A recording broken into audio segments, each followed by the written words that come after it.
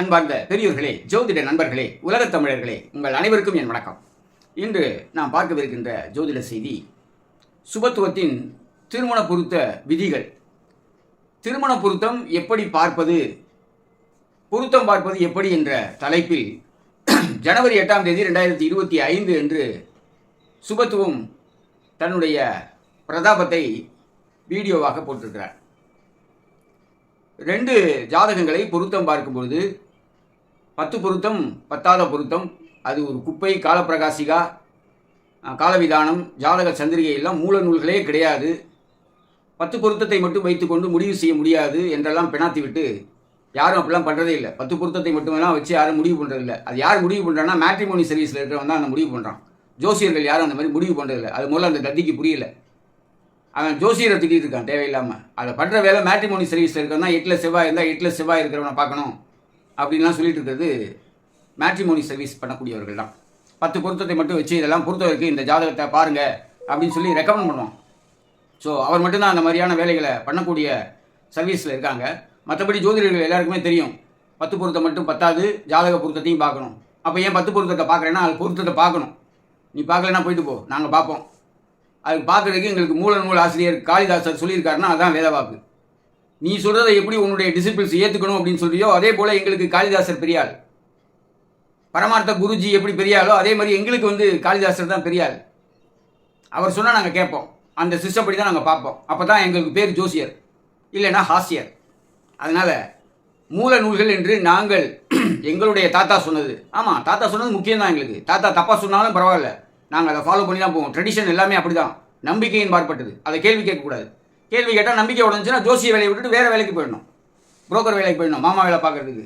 Matrimony சர்வீஸில் போய் நடத்தலாம், அங்கே போய் பிரதாபங்கள்லாம் பேசலாம். ஆனால் ஜோதிடராக இருக்கணும்னா ஜோதிட நூல்களை மதிக்கணும். வக்கீலாக இருக்கணும்னா வக்கீலுக்குரிய அந்த சட்டத்தை மதிக்கணும். அப்போ தான் வக்கீலாக இருக்க முடியும். இல்லைன்னா கோர்ட்டில் ஜட்ஜி கேட்க மாட்டார் பேசுகிறத, போயிட்டு வயா உன் கதையெல்லாம் இங்கே கேட்க முடியாது அப்படின்னு சொல்லி அனுப்பி விட்டுருவார்.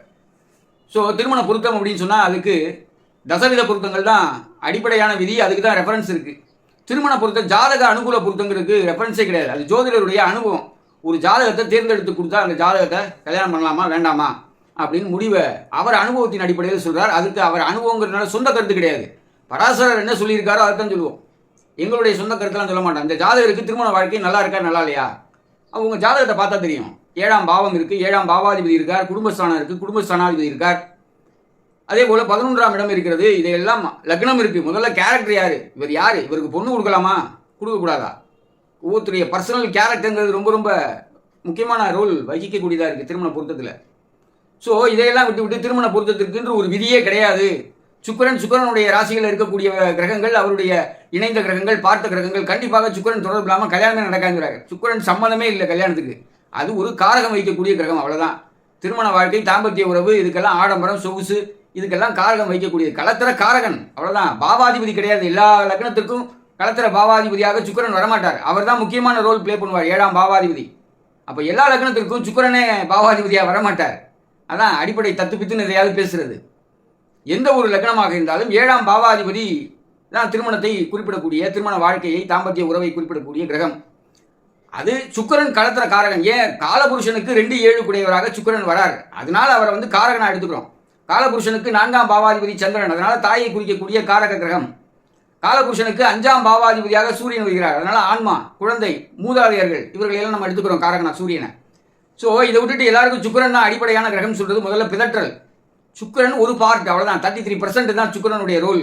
மிச்சம் 66% யாருடைய ரோல் இருக்குன்னா 7th பாவா, 7th பாவாலாடு, தசாபுக்தி, இதெல்லாம் அனுசரித்து தான் ஒரு திருமணத்தை பொருத்த வைக்கணும். உதாரண ஜாதகமாக 2 ஜாதகத்தை போட்டு நல்ல கல்யாணத்தை உடச்சி விட்டார். இதுக்கு பொண்ணு கொடுக்கக்கூடாது, இது கல்யாணம் பண்ணக்கூடாதுன்னு என்ன விதி சொல்கிறார் அப்படின்னு கேட்டால், திருமண பொருத்தத்துக்கு 8-12ஆம் பாவங்களுடைய விதி ரொம்ப முக்கியமாக. வெளிநாட்டுக்கு போகிற மாதிரி, வெளிநாட்டில் போனால் பல்வேறு தொடர்புகள் ஏற்பட்டுருமா அந்த ஆணுக்கு. எப்படி சொல்கிறாரு பாருங்க, ஒழுக்கமான ஆண்கள்லாம் எவ்வளோ பேர் இருக்காங்க, அவங்களெல்லாம் விட்டுட்டு வெளிநாட்டுக்கு போனால் இன்னொரு குடும்பம் இருக்குமா. 8-12ஆம் பாவகம் சுபத்துவமாக இருந்தால் அந்த வரனுக்கு பொண்ணு 8-12 சுபத்துவமாக இருக்கணுமா. பாபத்துவமாக இருந்தால் கல்யாணம் பண்ணக்கூடாதான். இது எங்கே படித்தாங்கன்னு தெரியல, இந்த ரூல் எல்லாம் யார்கிட்ட போய் ஜோசியம் படித்தாங்க தெரியல. இவர் ஜோசியம் படித்த குரு இவர் யாருன்னு எனக்கு தெரியாதுங்கிறாரு. அப்படியாப்பட்ட குரு சிஷ்ய பரம்பரையில் வந்த ஆள் நம்ம பரமார்த்த குரு. இவர் மாதேஸ்வரன் ஐயாட்ட போய் கேட்டால் இவர் யாருன்னு எனக்கு தெரியாதுங்க அப்படிங்கிறாரு. ஸோ கேட்டால் உடனே மானசீக குரு அப்படின்னு மாற்றிடுவாங்க. ஏன்ட்ட கேளுங்க, என்னுடைய குருநாதர் யாருன்னு எல்லாருக்குமே தெரியும். அதனால் குரு சிஷ்ய பரம்பரையில் இதை படிக்கணும், டிசிப்ளினாக படிக்கணும், உட்காந்து கேட்கணும், ப்ராக்டிஸ் பண்ணணும், நம்பிக்கை வேணும். முதல்ல திருமண பொருத்தத்துக்கு எடுத்தவொன்னே உங்கள் இஷ்டத்துக்குலாம் சுபத்துவ அபத்துவ கோட்பாடெல்லாம் இங்கே அப்ளை பண்ண முடியாது. உதாரண ஜாதகம் ஸ்க்ரீனில் வருது பாருங்கள். முதல்ல வந்து இப்போ ஆணுடைய ஜாதகம். இந்த ஆணுடைய ஜாதகம் வந்து மேஷ லக்னத்தில் பிறந்திருக்கார். லக்னாதி இவருக்கு நடந்துட்டு இருக்கக்கூடிய தசை வந்து புதன் தசையில் செவ்வாய் புக்தி நடந்துட்டு இருக்கு. இதை எப்படி இன்டர்பிரேட் பண்ணுறாருன்னா, செவ்வாய் 6 6ஆம் பாவாதிபதி பாக்கியஸ்தானத்தில், பாக்கியாதிபதி குரு 6ஆம் இடத்தில் பரிவர்த்தனை, 6-8 தொடர்பு வந்துருச்சான். இதில் 6ஆம் பாவாதிபதி தொடர்பு வந்திருக்கு, செவ்வாய் புக்தி நடக்குது. செவ்வாய் அஷ்டமாதிபதியா மேஷ லக்னத்துக்கு. எந்த கிறுக்கனாவது மேஷ லக்னத்துக்கு அஷ்டமாதிபதி செவ்வாய் வேலை செய்வார்னு சொல்லுவாரா? முதல்ல டாமினன்ட் ஹவுஸ் எது அப்படின்னு சொன்னால் லக்ன பாவம் தான். ஏன்னா அதுதான் மூல திரிகோண வீடு. செகண்டரி ஹவுஸ் தான் 8ஆம் பாவம். அப்போது இந்த செவ்வாய் வந்து 8ஆம் பாவாதிபதி, அவருக்கு தகுந்த மாதிரி மாற்றிக்குவார் பலனை. அவருக்கு தேவைன்னா லக்னாதிபதினு எடுத்துக்குவார். அவர் புதனுடைய பார்வையை வாங்குறார், அதனால சுபத்துவம்னு எடுத்துக்குவார். ஏன்னா புதனுக்கு வந்து செவ்வாயுடைய பார்வை இருக்குது, அதனால பாவத்துவம்னு எடுத்துக்குவார். இஷ்டத்துக்கு போட்டு வளைக்கிறது ரூலை. இந்த ஜாதகத்தை பொறுத்த வரைக்கும் மேஷ லக்னத்துக்கு செவ்வாய் அஷ்டமாதிபத்தியத்தை தான் வலுவா செய்வார்னு முடிவெடுக்க முடியாது எப்படி? அதான் என்னுடைய கேள்வி, முதல் கேள்வி. அஷ்டமாதிபதி அல்ல, அவர் லக்னாதிபதி. முதல்ல லக்னாதிபதி 3ஆம் இடத்தில் இருந்தால் முயற்சி உடையவன், பராக்கிரமசாலி, புத்திசாலி. ஏன்னா புதன் வீட்டில் இருக்கார் செவ்வாய், புதனுடைய பார்வையை வாங்குறார். 6-9 பரிவர்த்தனை இருந்தாலும் புதன் 3ஆம் வீட்டை பார்க்கிறார். 6ஆம் பாவத்தோடு அவர் ரொம்ப தொடர்பு இல்லை.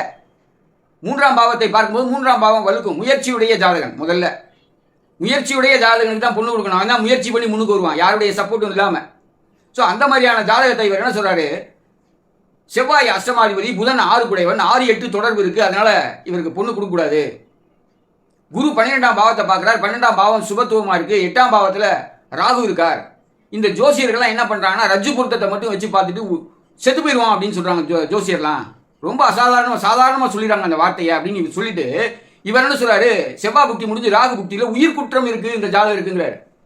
அப்போ உயிர் குற்றம்னு சொன்னா பாலிஷா சொன்னா பரவாயில்ல, செத்து போயிடுவான்னு சொன்னா தப்பு. என்ன உயிர் குற்றம் இருக்குன்னு சொல்றா, அப்பதான் இவர் சொல்றதை ஏத்துக்குவான். வரவன் மிரட்டுறது, செத்து போயிடுவான்னு சொன்னா கலோக்கியெல்லாம் சொன்னா தப்பு. ஆனா உயிர் குற்றம் அப்படின்னு ஒரு வார்த்தையை போட்டான்னா அது வந்து கரெக்டாக போட்டிருக்கு.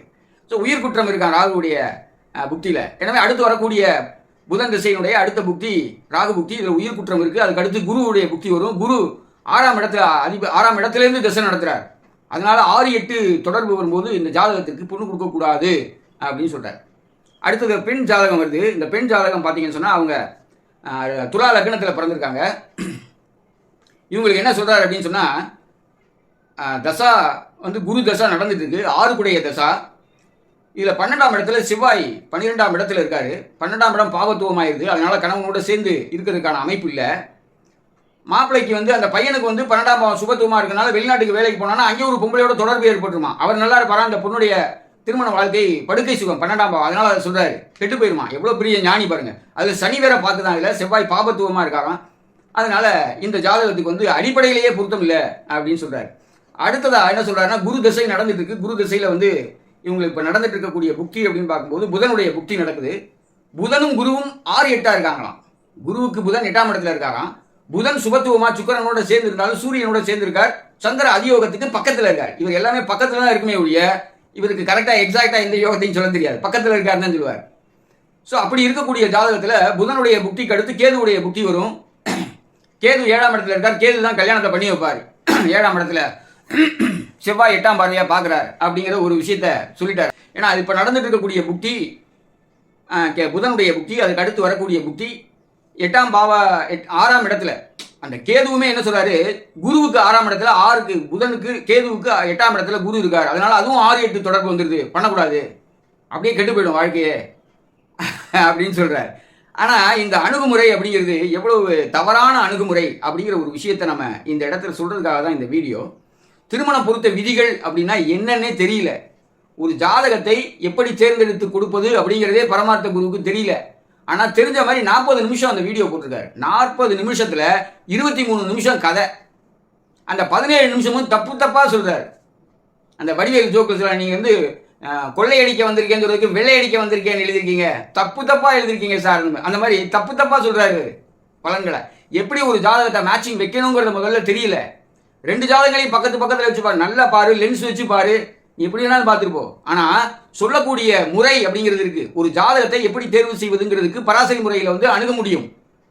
அந்த அணுகுமுறையை தான் இப்போ நான் அந்த ஜாதகத்தில் சொல்ல போகிறேன். ஆண் ஜாதகம் ஸ்க்ரீனில் வருது. அவருடைய பிறந்த தேதி 17/1/1993 12:30 PM. அவர் பிறந்திருக்கக்கூடிய நட்சத்திரம் விசாக நட்சத்திரம் 3ஆம் பாதம் துளாராசி மேஷ லக்னம். லக்னாதிபதி செவ்வாய் முதல்ல 3ஆம் இடத்துல வக்ரகதியில் இருக்கார். அவர் 6 புதன் சமசப்தமமாக பார்க்குறார். இந்த செவ்வாயை 6 புதன் பார்க்கக்கூடாது. ஆனால் இந்த கிரகத்தை செவ்வாயை வேற கிரகங்கள் எதுவும் பார்க்கல. புதனை செவ்வாய் பார்க்கறது நல்லது. இந்த நேரடி பார்வை எப்படி வேலை செய்யும் அப்படின்னு சொன்னா, செவ்வாய் திசையை கெடுத்து புதனுடைய திசையை நன்மை செய்யும். 6ஆம் பாவாதிபதி பாக்கியஸ்தானத்தில் இருக்கார். பாக்கியஸ்தானத்தில் எல்லா கிரகங்களுமே 5, 9 எல்லா கிரகங்களுமே நற்பலன்களை தருவார்கள் அப்படிங்கிறது தான் பராசர மகரிஷியுடைய விதி. அப்படி பார்க்கும்போது இந்த இடத்தில் பாக்கியஸ்தானத்தில் இருந்து தசை நடத்துகிறார் புதன். அவரை செவ்வாய் சமசப்தமாக பார்க்கிறார். செவ்வாய் ஆதிபத்திய சுபகிரகம் மேஷ லக்னத்துக்கு லக்னாதிபதி. லக்னாதிபதி பார்வையை வாங்கிய 6ஆம் பாவாதிபதியினுடைய தசை நன்மையை தான் தரும். இதை தப்பா இன்டர்பிரேட் பண்ணி இந்த 6, 8, 9 பரிவர்த்தனை யோகத்தில் இருக்கார். 6ஆம் பாவாதிபதியுடைய திசை கெடுதல் பண்ணுங்கிறது ரொம்ப காமனான ரூல். ஆனால் எக்ஸம்ஷன்ஸ் இருக்கு. அது இது தெரியல இந்த கதிக்கு. பாக்கியஸ்தானத்தில் எந்த கிரகம் இருந்தாலும் அது நன்மையை தரும். 5, 9ஆம் பாவங்களில் திரிகோண ஸ்தானங்களில் இருக்கக்கூடிய எல்லா கிரகங்களும் சுபகிரகம் அசுப கிரகம் எல்லாமே நன்மையை தரக்கூடியது அப்படின்னு பராசர மகரிஷி சொல்றார். இதுல அடிஷனலா இந்த இடத்துல இன்னொரு விஷயத்தையும் பார்க்கிறோம். 6 நெகட்டிவிட்டியை நல்லிஃபை பண்ணக்கூடிய ஒரு பிளானட் ஆதிபத்திய சுபகிரகம் இந்த இடத்துல செவ்வாய் லக்னாதிபதி ஆகி அவர் 3ஆம் இடத்திலிருந்து புதனை பார்க்கிறார்.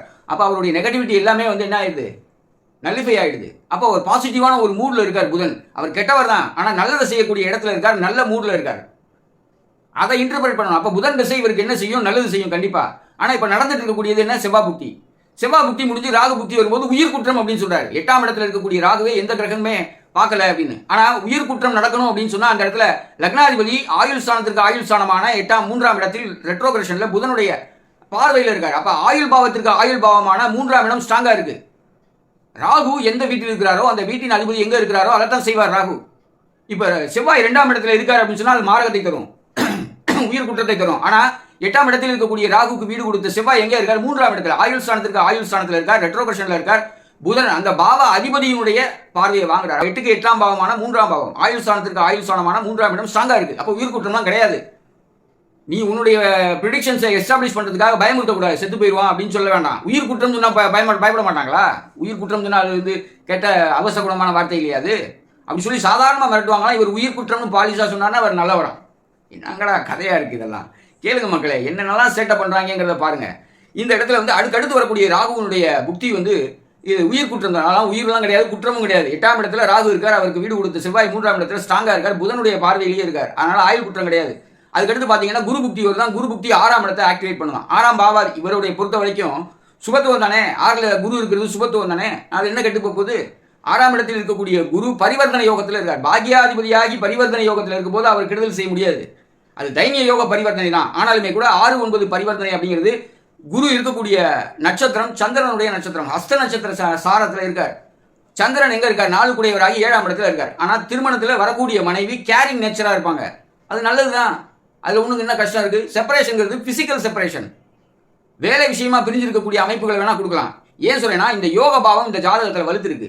மேஷ லக்ன ஜாதகருக்கு 7ஆம் பாவாதிபதி யார், சுக்கிரன் 11ஆம் இடத்தில் இருக்கிறார். நல்ல பிளேஸ்மெண்ட். 7ஆம் பாவத்தில் யார் இருக்கார், 4 கூடிய சந்திரன் 7ஆம் இடத்துல இருக்கார். மனைவியால் கிடைக்கத்தக்க சுகங்களை பெறக்கூடியவன். 4ஆம் பாவத்துக்கு 4ஆம் பாவம், சுகஸ்தானத்திற்கு சுகஸ்தானத்துல சுகஸ்தானாதிபதி இருக்கார். 10ஆம் இடத்துக்கு 10ஆம் இடத்துல 7ஆம் பாவம். 7ஆம் பாவம் ரொம்ப ரொம்ப முக்கியமான பாவம். ஒருத்தனுக்கு வேலையும் வேணும் சுகமும் வேணும், ரெண்டையும் பேலன்ஸ் பண்ற இடம் 7ஆம் பாவம். 4ஆம் பாவாதிபதி சந்திரன் 4ஆம் பாவத்திற்கு 4ஆம் பாவமான சுகஸ்தானத்தில் இருக்கிறார். அது மிகச்சிறந்த அமைப்பு. மனைவியால் கிடைக்கத்தக்க சுகங்களை இந்த ஜாதகர் அடைவார் அப்படிங்கிறது தான் இது குறிப்பிடுது. 3வது களத்திரக்காரகன் எகைன் சுக்கிரன். இந்த சுக்கிரன் 11ஆம் இடத்துல நல்ல பிளேஸ்மெண்ட்ல சனியினுடைய வீட்டிலே இருக்கார். சேவை செய்யக்கூடிய மனைவியா இருப்பார். கணவன் விரும்பக்கூடிய சேவைகளை எல்லாம் செய்யக்கூடியவராக மனைவி இருப்பார். மனைவியால் ஆதாயங்கள் அனுகூலங்கள் எல்லாம் ஏற்படும். இதுதான் இந்த ஜாதகத்துக்கு பலன். யோக பாவம் வலுத்திருக்கு. இந்த ஜாதகத்துக்கு பொண்ணு கொடுக்க கூடாது அப்படின்னு சொல்றார் தத்தி பரமாத்த குரு. தசை நடக்குது. தசை பாக்கிய ஸ்தானத்தில் இருக்கக்கூடிய தசை, அது யார வேணா இருந்துட்டு போட்டோம். புதன் பாக்கிய ஸ்தானத்திலிருந்து தசை நடத்துறார். செவ்வாயுடைய பார்வையை வாங்குறார். அப்போ செவ்வாய் புதன் நன்மையை செய்வார். ஆனால் செவ்வாய் கெடுதலை செய்வார். ஏன்னா 6 கூடியவன் செவ்வாயை பார்க்கக்கூடாது. இந்த பரஸ்பர பார்வைங்கிறது செவ்வாயை கெடுத்து புதனுக்கு நன்மையை தரும். அப்போ இவருக்கு புதன் தசை தான் நடக்குது. புதன் நன்மையை தரக்கூடிய அமைப்பில் தான் இருக்கார் இந்த ஜாதகத்தில். ஸோ இந்த ஜாதகருக்கு பெண் கொடுக்கறதுல இவருக்கு என்ன பிரச்சனைன்னு தெரியல. அப்படிதான் அதை எடுத்துக்க வேண்டியிருக்கு. இவருக்கு ஏதோ காம்ப்ளிகேஷன் இருக்கு. இவர்கிட்ட போய் ரெஃபரன்ஸ் 4 ஜோசியர் லோக்கல்ல பார்த்துட்டு இவர்கிட்ட 5ஆவதா ஒப்பீனியன் கேட்குறாங்க. 4 ஜோசியரும் பொருத்தம் வைக்கலாம்னு சொல்லியிருக்காரு. ஆனால் இவர் பொருத்தம் வைக்கக்கூடாதுன்னு சொல்லியிருக்காரு. ஏன்னா லக்னம் இந்த பையன் ஜாதகத்தில் 2 8ல் கேது இருக்கு, பொண்ணோட ஜாதகத்தில் 1 7ல் கேது இருக்கு, அதனால மேட்ச் ஆகும் அப்படின்னு சொல்றாரு. அது தப்பு அப்படிங்கிறாரு. அப்படி பார்க்கக்கூடாது. ஆனால் இவர் என்ன சொல்றாரு, 8 12ஆம் பாவ சுபத்துவம் 2 பேருக்கும் இருந்தால் கல்யாணம் பண்ணலாம் அப்படிங்கிறார். அது மட்டும் எந்த விதத்தில் சரி? நல்லா ஞாபகத்தில் இருக்கு, நல்லா யோசிச்சு பாருங்க.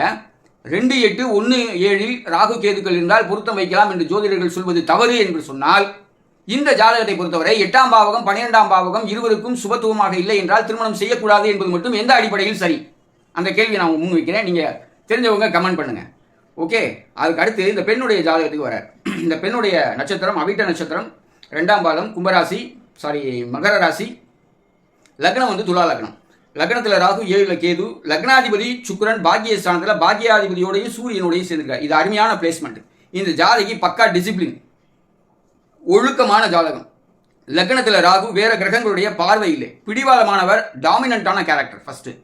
ஸோ எல்லாத்தையும் எல்லாத்துக்கும் தலைமை தாங்கி ஒரு குடும்ப நிர்வாகத்தை எடுத்து செல்லக்கூடிய அளவுக்கு திறமை வாய்ந்த பெண். இவரால் முடியாத ஒரு விஷயம் அனுசரிச்சுலாம் போக முடியாது, ஸ்ட்ரெயிட் ஃபார்வர்டாக இருப்பாங்க. அது நிறைய இடத்துல சிக்கல்களை உருவாக்கும். மற்றபடி இந்த பெண்ணுடைய குணநலன்கள் என்பது மிகச்சிறந்த குணநலன்களை உடைய பெண்ணாக இருக்கிறார் அப்படிங்கிறது ரொம்ப முக்கியமான பாயிண்ட். சரியா? அதுக்கடுத்து 7ஆம் பாவத்தை பாருங்க. 7ஆம் பாவாதிபதி செவ்வாய் 12ஆம் இடத்துல இருக்கார். 12ஆம் இடத்துக்கு போகக்கூடாது, பட் பாவா சலிட்ல இவர் எங்க இருக்காருன்னா 2 டிகிரியில் இருக்கார் செவ்வாய். அப்போ பாவ ரீதியாக அவர் 11ஆம் இடத்துக்கு தான் போறார், 12ஆம் இடத்துக்கு போகல. அதே சமயம் அவர் 8ஆம் பார்வையாக 7ஆம் இடத்தில் இருக்கக்கூடிய கேதுவையும் 7ஆம் இடத்தையும் பார்க்கிறார். 7ஆம் பாவாதிபதி 7ஆம் இடத்தை பார்ப்பது திருமண வாழ்க்கைக்கு பலம் தரக்கூடிய அமைப்பு. அதனால இது தோஷம் கிடையாது. அதே சமயத்தில் இந்த பெண்ணுக்கு குரு தசை நடக்குது. குரு தசை 3 6 கூடிய ஆதிபத்திய சுபகிரகம் இல்லை. இவர் என்ன சொல்வார்னா, இவருக்கு தேவைன்னா குடும்பஸ்தானத்தில் குரு இருக்கார், அதனால சுபத்துவம் அப்படிம்பாரு. இவருக்கு தேவையில்லை அப்படின்னு ஒரு முடிவுக்கு வந்துட்டார்னா, அது ஏன் அப்படி முடிவுக்கு வராருன்னு தெரியல. அடுத்தவங்க பொருத்தம் இருக்குன்னு சொன்னா அந்த ஈகோ, பொருத்தம் இல்லைன்னு சொல்றது, அது ஒரு கிராக், அப்படிதான் பேசுவாங்க. அப்போ 3 6 கூடிய குரு 2ஆம் இடத்துல வந்து ரெட்ரோகிரஷன்ல இருக்கார். அவர் சனியினுடைய சாரத்தில் 12 டிகிரி சனி சாரத்தில் இருக்கார். சனி 6ஆம் இடத்துல இருக்கார், 6ஆம் பாவகத்தை தொடர்பு கொள்றார். இது வந்து திருமண வாழ்க்கையை பாதிக்கும் அப்படிங்கிற மாதிரி சொல்றாரு. அதில் புதன் புக்தி நடந்துட்டு இருக்கு. புதன் புக்தியில் இவருக்கு திருமணம் நடக்காது. இவருக்கு குரு 2ஆம் இடத்துல 6 கூடியவர், அவர் கிட்ட கிரகம் தான். ஆனால் அவர் என்ன பண்ணலை அப்படின்னு சொன்னா, 7ஆம் இடத்தை பார்க்கல, இல்லை 7ஆம் பாவாதிபதி செவ்வாயை பார்க்கணும், செவ்வாயையும் பார்க்கல. எந்த ஒரு ஜாதகத்திலும் திருமணத்தில் பிரிவு வர வேண்டும் என்று சொன்னால் 6 7 பாவாதிபதிகளுடைய இணைவு பார்வை ஏற்பட்டால் அவர்களுக்குள்ள செப்பரேஷன் வரும். ஆனால் இந்த ஜாதகத்தை பொறுத்த வரைக்கும் 6ஆம் பாவாதிபதி குரு 2ஆம் இடத்துல ரெட்ரோகிரேட் ஆகியிருக்கார். ஆனால் அவர் 7ஆம் பாவாதிபதி செவ்வாயையோ அல்லது 7ஆம் பாவமான மேஷ ராசியையோ பார்க்கவில்லை. அப்போ இது வந்து குடும்ப வாழ்க்கையில் இது பிரச்சனையை கொடுக்குமானா கொடுக்காது. இது எங்கே கொடுக்கும் அப்படின்னு சொன்னால் ஃபினான்ஸ் ரிலேட்டடான விஷயங்களில் சிக்கலை கொடுக்கறதுக்கான வாய்ப்பு இருக்குது. 2வது 7ஆம் பாவாதிபதி செவ்வாயை 4 5 கூடிய யோகாதிபதி சனி சமசப்தமாக பார்க்குறார்.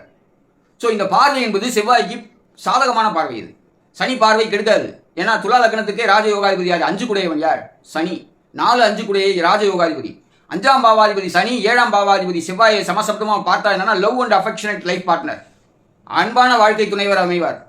அட்டாச்மெண்ட்டாக இருக்கும், அது ஆத்மார்த்தமான உறவுகளை கொண்ட வாழ்க்கை துணைவராக அமைவார். இதுதான் பராசரி முறையில் பலன் சொல்லக்கூடிய முறை. குரு தசை ஃபினான்ஷியலாக அவங்களுக்கு கொஞ்சம் இஷ்யூஸ் எல்லாம் கொடுக்கலாம். ஆனால் இது வந்து பெரிய மேஜர் டிஃபெக்ட் கிடையாது. ஏன்னா 6 7 திருமண உறவுகளை பிரிக்கக்கூடிய அமைப்பு கிடையாது இந்த ஜாதகத்தில். ஸோ இப்போ இருக்கக்கூடிய புதன் தசையில் கல்யாணம் நடக்காது அப்படின்னு சொன்னால் பாக்கியாதிபதி யாரோட சேர்ந்திருக்கா? உன்னுடைய ரூல் படி பார்க்கும்போது சுக்கிரனோட சேர்ந்திருக்காரு. இப்போ கல்யாணத்தை கொடுக்கணும். இப்போ 7ஆம் பாவாதிபதி கேதுவோட சேர்ந்திருக்காரு. கேதுவோ செவ்வாயோ சுக்கிரனோ சம்மந்தப்படலை. செவ்வாய் 8ஆம் பார்வையாக 7ஆம் இடத்தை பார்க்குறாரு. அப்போ சம்மந்தம் இல்லாமல் எப்படி திருமணம் நடக்கும்னு சொல்ல முடியும்? சொல்கிறீங்களே. அதாவது ஒரு ஐடியாலஜி, ஒரு லாஜிக் அப்படிங்கிறது மைண்டில் செட் ஆயிடுச்சுன்னு சொன்னால் அது பராசரரை படித்ததால் ஏற்படக்கூடிய புரிந்துணர்வு. அந்த புரிதல் அப்படிங்கிறது இருக்கும்போது நீங்கள் அதுலேருந்து டீவியேட் ஆகவே முடியாது. ஆனால் இடத்திற்கு தகுந்தாற்போல், சூழ்நிலைக்கு தகுந்தாற்போல் பலன் சொல்லக்கூடியவர்கள், அடிப்படை அறிவில்லாதவர்கள் இந்த மாதிரி மாற்றி சொல்லுவாங்க. நல்லா கவனிச்சு பாருங்க மக்களே. அடிப்படை அறிவே இல்லாதவர்கள் இடத்திற்கு தகுந்தாற்போல் பேசுவார். இந்த ஜாதகத்தை ஒரு 2 வருஷம் கழிச்சு கொண்டு போனால் வேற மாதிரி பலன் சொல்லுவார். ஏன்னா அவருக்கு ரூல் கிடையாது. அவருடைய ரூல் அப்ளை பண்ணும்போது அவரே கன்ஃபியூஸ் ஆயிடுவார். ஆனால் நீங்கள் எத்தனை தடவை பராசரி முறையில் பார்க்கக்கூடியவர்கள் இந்த ஜாதகத்தை கொண்டு போனீங்கன்னா படித்தவங்க கரெக்டாக அதே பலன்களை திரும்ப சொல்லுவாங்க. ஸோ இந்த மாதிரி இருக்கக்கூடிய நிலையில் இந்த பெண்ணுக்கு இந்த புதனுடைய புக்தி நடந்து கொண்டிருக்கிறது. புதன் இருக்கக்கூடிய நட்சத்திரம்னு பார்த்தா ராகுவுடைய நட்சத்திரத்தில் இருக்கார். ராகு லக்னத்திலேயே இருக்கார். அவர் சுக்கிரனோட சேர்ந்திருக்கார், கலத்திரக்காரனோட சேர்ந்திருக்கார், 11ஆம் பாவாதிபதியோடு சேர்ந்திருக்கார். ஸோ அந்த பெண்ணுக்கு திருமணம் நடப்பதற்கான வாய்ப்புங்கிறது 2026 நவம்பர் மாதம் வரை உங்களுக்கு அந்த தசாபுக்தி போயிட்டு இருக்கு. கண்டிப்பாக உங்களுக்கு கல்யாணம் நடக்கும். நல்ல மணமகனே அமைவார். ஸோ அந்யோன்யமான தம்பதிகளாக இருப்பாங்க அப்படிங்கிறதுல எந்த சந்தேகமும் இல்லை. ஸோ இந்த 2 ஜாதகமுமே நல்ல ஜாதகம். இந்த நல்ல ஜாதகத்தை நல்லா இல்லைன்னு சொல்லி பிரித்து விட்ட புண்ணியம் யாருக்குன்னா பரமார்த்த குருக்கு தான். ஸோ 4 ஜோதிடர்கள் ஒப்பீனியன் சொல்லியிருக்காங்க, பொருத்தமாக இருக்குது பண்ணலாம் அப்படின்னு. ஆனால் இந்த அதிமேதாவி அங்குசாமி 2 ஜாதகமும் 6, 8 இருக்கான். புதனுக்கு உயிர் குற்றம் இருக்குது, ஆண் ஜாதகத்தில் உயிர் குற்றம் இருக்குது. அப்போ தான் வந்து பேக் அடிப்பான், அப்படி போட்டு அட்டாக் பண்ணுறது. அடுத்தவனை சொல்கிறேன், நீ தான் என்ன சொல்கிறோம் என்பதில் கவனமாக இருக்கணும். அப்போ உயிர் குற்றம் இருக்குன்னு சொல்லி மிரட்டி இந்த பொண்ணுடைய ஜாதகம் வந்து 12ஆம் இடம் பாவத்துவமாக இருக்கிறது, பையனுக்கு 12ஆம் இடம் நன்றாக இருக்கிறது, அவன் வெளிநாட்டுக்கு போனால் அங்கேயும் ஒரு ஃபேமிலியை செட் பண்ணிடுவான் அப்படின்னு அங்கே அபாண்டமாக பேசி 6, 9 பரிவர்த்தனை யோகத்தில் இருக்குது, 6, 8, 12 வேலை செய்யுது, அதனால் கொடுக்கக்கூடாதுன்னு சொல்லி ஒரு தவறான வழிகாட்டுதலை அவருக்கு வாடிக்கையாளராக வந்த ஒருவருக்கு இவர் வழிகாட்டக்கூடிய லட்சணம் என்பது இதுதான். நான் ஏன் போலி ஜோதிடர் என்று சொல்கிறேன் என்று சொன்னால், பராசரரை படிக்காமல் இடத்திற்கு தகுந்தாற் போல் தனக்கு தோன்றியதை எல்லாம் ஜோதிடம் என்று சொல்லக்கூடிய தத்தி, அதனால போலி ஜோதிடர்னு சொன்னேன். எந்த ரூலையுமே கரெக்டாக பேச தெரியாது, டப்புன்னு சுபத்துவம்னு ஜம்ப் பண்ணிடுவார், அங்கிட்டு இங்கிட்டு ஜம்ப் பண்ணிடுவார். ஆதிபத்தியம்னு பேசிட்டே இருப்பார். குரு வந்து துலா லக்னத்துக்கு கெட்டவர்னு சொல்லிட்டு இருக்கும்போது என்ன சொல்வார்னா, 2ல் குரு இருந்தால் போன வீடியோவில் கூட சொன்னேன் நான், குரு வந்து விருச்சிக ராசியில் இருக்கார், அதனால் அது வந்து சுபத்துவம் அப்படின்ட்டார் படார்னு. அப்போ இவருக்கே ஒரு ஸ்டாண்டு, ஒரு ஒரு ஒரு நாலேஜ் அப்படிங்கிறது சுத்தமாக கிடையாது. போன திருமண பொறுத்த வீடியோவில் நான் போட்டேன்னு நினைக்கிறேன். அதை சுபத்துவமாக இருக்கார், ரிஷப லக்னத்துக்கு விருச்சிக ராசியில் குரு இருந்து அவர் லக்னத்தை பார்த்தாருன்னா அது சுபத்துவம். ஆனால் இந்த இடத்துல துலா லக்னத்திற்கு 2ஆம் இடத்துல குரு இருக்கார், அப்போ என்னாச்சு சுபத்துவம்? இப்போ புரியுதா உங்களுக்கு? இடத்துக்கு தகுந்த மாதிரி பலன்களை மாற்றுறாருன்னு, அப்படி மாற்றக்கூடாது. அதனால தான் சுபத்துவம் போலியான கோட்பாடு அப்படின்னு நான் சொல்கிறேன். ஸோ இதுக்கு முடிவுகள் எப்படி இருக்குன்னா, பராசரருடைய விதிமுறைகளை அனுசரித்து தான் இந்த ஜாதகத்தை நாம் திருமணத்திற்கு தேர்ந்தெடுத்து கொடுக்கலாமா இல்லையா அப்படின்னு முடிவு கூறும். இதோட மட்டுமல்ல, நவாம்சத்தை பார்க்கணும், சர்வாசக வர்க்கா எப்படி இருக்குன்னு பார்க்கணும். ஸோ இத்தனை பேராமீட்டர்ஸ் இருக்குது. இவர் என்ன சொல்கிறாரு, 6, 8 இருந்தாலே சரியா தப்பாக போச்சு, 8, 12 சுபத்துவம் இருந்தால் 2 பேருக்கும் 8, 12 சுபத்துவம் இருக்கணும். ஒருத்தருக்கு இருந்து ஒருத்தருக்கு இல்லைன்னா ஒருத்தர் வந்து வெளியில் சுகத்தை தேட ஆரம்பிச்சுவான், இந்த பொண்ணு வந்து கஷ்டப்படுவா, இல்லைன்னா 2 வருஷத்துக்கு ஒரு தடவை வருவாங்க, அப்போ தான் இவங்களுக்குள்ள தாம்பத்தியம் நடக்கும். அதுக்கப்புறம் குழந்தை எப்போ பிறக்குதுன்னு பார்ப்பாராம். கல்யாணத்துக்கு பாரியா முதல்ல அப்படின்னா, இவர் குழந்தை பிறக்கிறதுக்கு போயிட்டார்.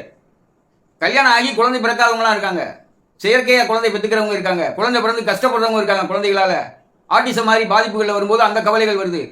கல்யாணம் ஆனால் குழந்தை பிறக்கணுங்கிற கட்டாயமே இல்லை, அது தெரிஞ்சுக்கோங்க. முதல்ல உலகம் மாறிட்டு இருக்கு, கமிட்மெண்ட்ஸ் யாரும் கமிட் ஆக மாட்டாங்க. 2 வருஷம் கழிச்சா நாங்கள் குழந்தை பெற்றுக்கோங்கன்னு முடிவு பண்ணுறாங்க. ஜோசியர் யார் நடுவில், விதி என்னவோ அதான் நடக்கும். உடனே 5ஆம் பாவாதிபதி குரு சம்மந்தப்பட்ட குழந்தை பிறக்காது. இவன் இன்னைக்கு கருத்தடை மாத்திரைகள்லாம் யூஸ் பண்ணுறான், எல்லாம் யூஸ் பண்ணி போஸ்ட்போன் பண்ணுறாங்க, அவங்க பிளான் பண்ணுறாங்க லைஃபை. ஸோ இப்படியெல்லாம் உலகம் மாறிக்கொண்டு இருக்கும்போது திருமண பொருத்தத்துக்கு அபத்துவமான அடிப்படை ஜோதிட அறிவே இல்லாத, பராசரரையே படிக்காத ஒரு தத்தி போலி ஜோதிடர் நல்ல திருமண வாழ்க்கையை அனுபவிக்கக்கூடிய ஒரு பேரை வந்து என்ன பண்ணிட்டான், பிரித்து விட்டான். இந்த பாவம், இந்த கர்மாலாம் அவனுக்கு தான் சேரும். நம்பி வந்தவனை திட்டித்தான் போயிருப்பாங்கிறது தெரியுது, அதுவும் சொல்லிக்கிறாப்புல. போகும்போது இந்த ஆள் இப்படி சொல்லிட்டாரு அப்படின்னு புலம்பிட்டு போவாங்க அப்படிங்கிறது சொல்கிறாரு, அதுவும் தெரியுது. ஆனால் இது மகா பெரிய தவறு. இது இந்த கர்மா ஜோதிடர் தான் சேரும். 1008 காயத்ரி பண்ணாலும் இது தீராது. ஏன்? ஜோதிடருங்கிற பேரில் மக்களை ஏமாத்துற வர்ற கர்மாவை. ஆனால் ஜோசியர் சொன்னதால நின்று போயிடாது, அதை நல்லா தெரிஞ்சுக்கோங்க. ஜோசியர் இது பொருந்தாது அப்படின்னு சொன்னால் அதுக்காக விட்டுட்டு பொருந்தாமல் போயிடாது. டக்குன்னு மேட்ச் ஆகி கல்யாணம் ஆகி போயிட்டே இருக்கும், திரும்ப வராது, ஃபீட்பேக்கே கிடைக்காது. நம்ம சொன்னது நடந்ததா இல்லையா தெரியாது. அதனால் எப்போவுமே தலைக்கணம் இருக்கக்கூடாது, அடக்கமாக இருக்கணும், படிக்கணும். முதல்ல ஏமாற்றக்கூடாது. 12ல் இருக்கக்கூடிய ராகு திசை சீட்டிங் ஜோசியர் தான். படிக்காமலே ஜோசியர்னு தன்னை பிரகடனப்படுத்திக்கிறது. எப்படி? அதுவும் இந்த நூற்றாண்டின் பெருஞ்சோசியரான். பிவி ராமனை விட பெரிய ஆளாம். அடே அப்பா, என்ன ஓவர் கான்ஃபிடென்ட்ரா உனக்கு. பாருங்கள் மக்களே, ஒரு நல்ல ஜாதகத்தை திருமண வாழ்க்கையில் இணைய விடாமல் பிடித்த சாபம் இந்த தத்திக்கு தான் போய் சேரும் அப்படிங்கிறத உங்களுக்கு சொல்லணுங்கிறதுக்காக தான் இந்த வீடியோவை நான் போட்டிருக்கேன். உங்களுடைய கருத்துக்கள், நீங்கள் எப்படி இந்த ஜாதகத்தை பார்க்குறீங்க, உங்களுடைய அனுபவங்கள், இந்த மாதிரி உங்களுக்கு ஏற்பட்ட அனுபவங்கள் என்ன, இதெல்லாம் கமெண்ட் செக்ஷனில் ஷேர் செய்யுமாறு கேட்டுக்கொண்டு, முதல் முறையாக என்னுடைய புதிய சேனலை பார்க்கக்கூடிய நீங்கள் சப்ஸ்கிரைப் செய்து நம்முடைய சேனலுக்கு சப்போர்ட் பண்ணுமாறு கேட்டுக்கொள்கிறேன். மீண்டும் ஒரு வீடியோவில் உங்களை சந்திக்கும் வரை உங்களிடமிருந்து நன்றி கூறி விடைபெறுகின்றேன். நன்றி, வணக்கம்.